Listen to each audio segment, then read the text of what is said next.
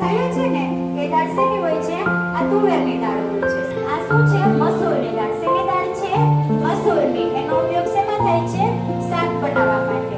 આ ચણાની દાળ છે. શેની દાળ છે?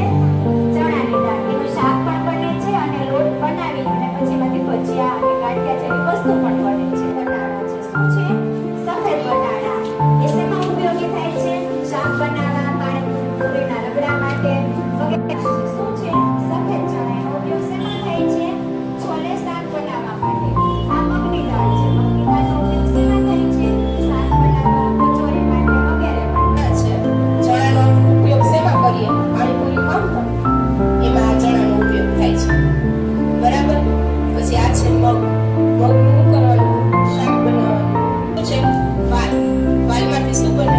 શાક બને. પછી આ શું છે? ચોળી. ચોળીનું શાક ખાવશો? ચોળી. પછી આ શું છે? રાજમા. શું છે? આ શું શીખવાતા? કઠોળ. હવે શું શીખવાનું છે? અનાજ. અનાજ એટલે ચોખા, ઘઉં, જુવાર અને બાજરી. ચોખા આપણે દાળ ભાતમાં ખાઈએ ને એનો લોટ એ બને એટલે એને શું કહેવાય? અનાજ. પછી આ શું છે? ઘઉં. શું છે? પછી આ શું છે? જુવાર. શું છે?